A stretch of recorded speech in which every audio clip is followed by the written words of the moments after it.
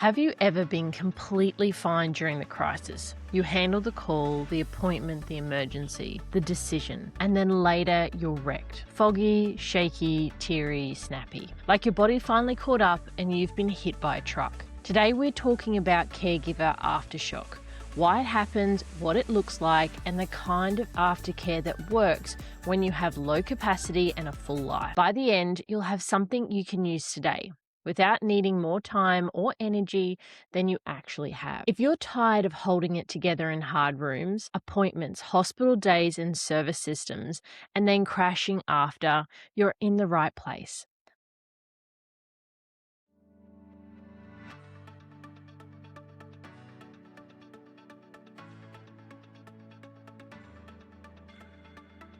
Hi lovely, caregiver to caregiver, I'm really glad you're here. I'm Michelle. As a caregiver and advocate, I know firsthand what it's like to become the walking medical encyclopedia, to fight for continuity so you don't have to repeat your story, and to leave the room thinking, I should have said that differently. No pressure, no perfect routines, and no toxic positivity. Just one gentle reset and one practical next step so you can have calmer days, clearer words, and advocate without self-abandoning.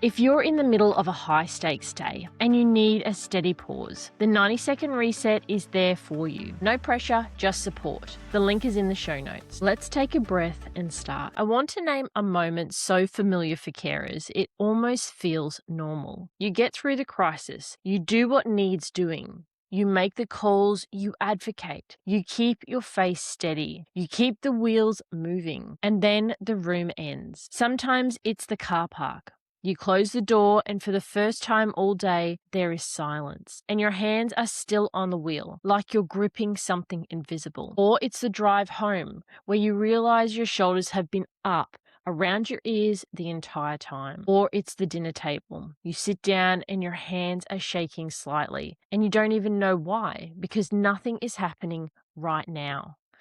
Or it's that moment at night when the house finally goes quiet and instead of relief, your brain starts replaying the whole day, like a documentary you didn't ask to watch. Or it's that moment at night when the house finally quiets down and instead of relief, your brain starts replaying the whole day, like a documentary you didn't ask to watch. Every sentence, every look, every I should have said that differently. And you think, what's wrong with me? I was coping fine an hour ago. Nothing is wrong with you. A lot of caregivers live in what I call function mode. It's the part of you that shows up, gets it done, stays alert, stays useful. And function mode is brilliant. It gets you through. But the body always sends the invoice later. Okay, let's take shame off the table and make this make sense. I want you to feel like I'm saying this right to you, Haley style.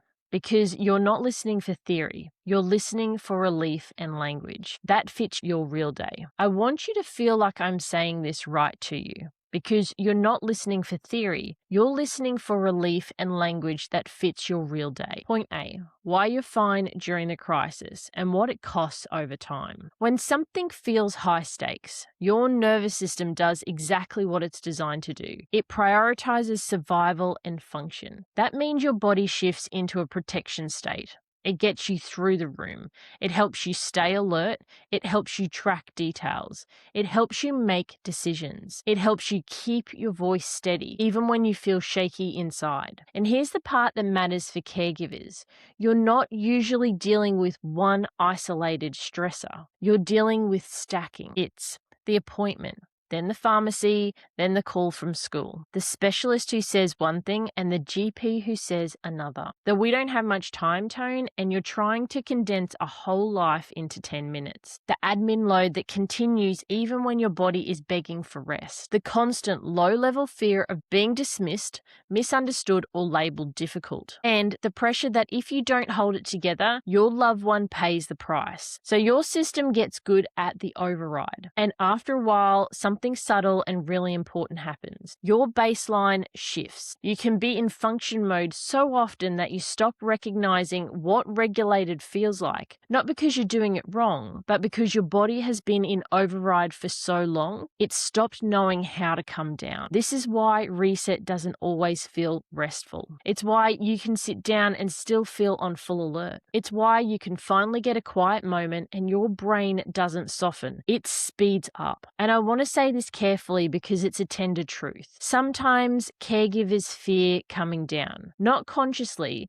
but your body can read coming down as dropping the ball. So even when things are stable, your nervous system stays half standing. That's not failure. That's conditioning. Destiny 7 nuance. Scratch that. Your crash isn't happening because you're weak. It's happening because your system is running a protection strategy that worked until it became your default. So being fine in the moment doesn't always mean you're okay. It can mean you're in override, and override always comes due. If this helps, ask yourself gently, what did my body have to override to get us through that room? What did I not get to feel until now? You don't have to answer perfectly. Even noticing is a shift. Point B, what aftershock looks like and why the replay loop is so brutal. After the crisis, when your body finally gets the message that you're safe enough to come down, that's when aftershock shows up. And I want to slow this down, not as a list, but as a recognition point. Aftershock can look like exhaustion that feels bone deep, not I could use a nap, more like your body feels heavy, like gravity doubled, brain fog, and slower thinking. You're trying to read an email or make a decision and it's like your brain is buffering, the irritability or snapping, not because you're cruel, because your system has been holding its breath all day and there's nothing left for niceness. Teariness or numbness. You might cry at a small question or feel nothing at all. Both can be aftershock. Sleep that won't come. Your body is tired, but your nervous system is still scanning, still on watch, still waiting for the next thing. The reach for scrolling, snacking, or busy work. Not laziness, not self-soothing.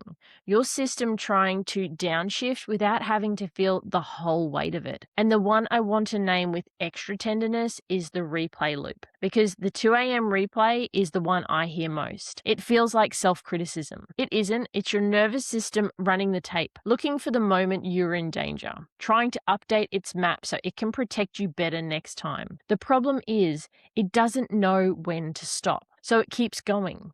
And you wake up tired, like you never really got to come down. A lot of the replay is about words. What you said, what you didn't say, what you should have said. Because in hard rooms, words equal safety. Words are how you get taken seriously. Words are how you get the next test. Words are how you protect your loved one. So your nervous system treats language as a survival tool. And when you leave the room uncertain, it keeps searching for the right sentence that would have guaranteed safety next time. That's why just stop thinking about it never works. Your brain thinks it's doing its job. So instead of fighting the replay, we give it a better job, which brings us to aftercare. Point C. Aftercare that works, the 3-part landing. So here's the aftercare I want you to try. Not perfect, not pretty, effective. And I want to name something before we go into the steps. If you've ever tried aftercare and thought it didn't work, I'm too far gone. That's usually because the aftercare was too big for the state you're in. You're not doing big. You're doing small enough to do in real life. Part 1, come down 1 notch, 90 seconds at a time. You're not trying to be calm. You're trying to be 1 notch more regulated than you are right now. I want you to drop your shoulders, relax your jaw, take 1 inhale and then exhale longer than you inhaled. Put your feet flat on the floor. And if you can, 1 sentence. I'm out of the room now. I'm safe enough in this moment. Nothing needs to be perfect to count. If you're in the car, you can do this without anyone noticing. Hands on the wheel, jaw unclenched. Exhale longer than your inhale. Your body learns the appointment ended. I can stop bracing. If you're at the dinner table, you can do the same thing. 1 exhale, shoulders down. It's not dramatic. It's not a routine. It's a signal. Part 2.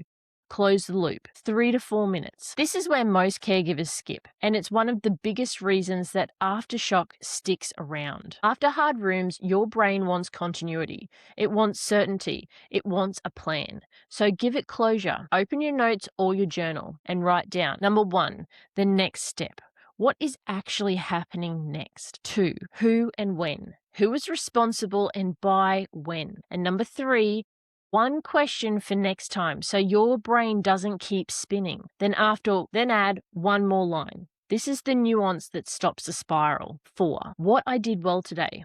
One line, not a gratitude performance, just evidence. Here are some examples. I showed up. I asked for clarification. I wrote the plan down. I protected the next step. Because your nervous system needs proof that you're not powerless. This is one of the most trauma-aware things you can do. Not forcing positivity, just recording reality in a way that supports safety. Part 3, repair one basic need. Choose one. I'll provide you with a menu of choice. Again, just pick one. Water, a source of protein, whether that be a snack or a meal, a warm shower or a cold one, depending on your preference. I want you to step outside for 90 seconds, even if it's just out your back door. Change your clothes. Sit down for 2 minutes with your feet grounded. Push them in and release them. And I want you to pick one sensory cue. A warm drink in both hands. Cool water on your wrists. Sit in the car for one full song before driving. Darken the room for 2 minutes. Stand barefoot on the floor. And if you can, go outside onto the grass. It doesn't have to be spiritual. It's just nervous system language. And here's the permission piece, because I know the voice that comes in right here. You might look at this and think, that's too small.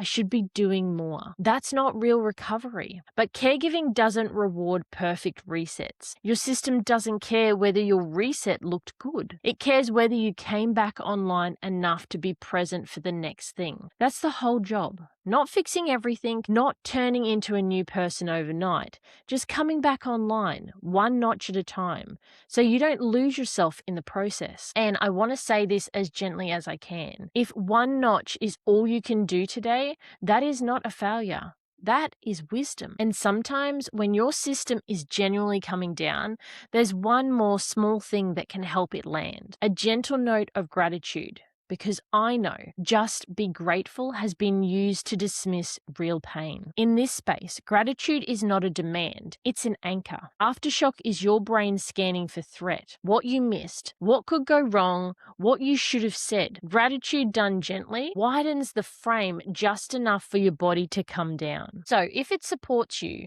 use a both and line. That was hard and I showed up. I'm wrecked and I'm home now. I didn't do it perfectly and I protected the next step. That room was heavy and I stayed with myself. I'm scared and I'm still here. Or if you can only do neutral right now, I'm here, I'm breathing, that counts. And here's the last line I want to leave you with.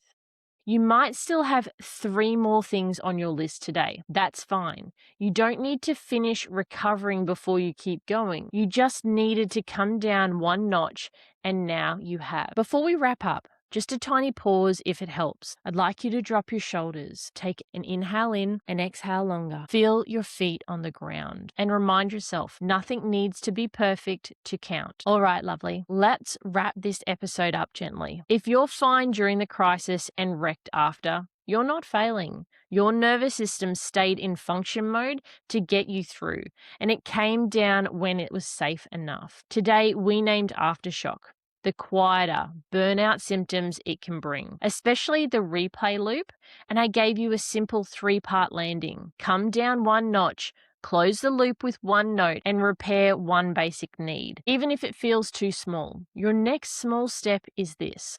After your next hard room, do the first 90 seconds. Shoulders down, long exhale, more than your inhale. Your next small step is this. After your next hard room, do the first 90 seconds. Shoulders down, a longer exhale than your inhale. Then write. Next step, who and when, and one question for next time. And if you want a steady pause you can use in real time, especially when words disappear or your body lights up, the 90-second reset is linked in the show notes. No pressure, just there if it supports you. Hey, lovely, caregiver to caregiver, if today's episode supported you even in a small way, would you share it with another caregiver who's holding it together in hard rooms too? And if you have a quick moment, leaving a review on Apple or Spotify really helps us reach more caregivers who need calmer days, clearer words, and practical support. I'll see you right back here next time for another episode. I'm Michelle, and this is Nervous System Reset for Caregivers. No pressure, no perfect routines, and no toxic positivity. Just no pressure, no perfect routines, and no toxic positivity. Just one gentle reset and one practical next step. Until next time, take gentle care of your radiant moments and of yourself.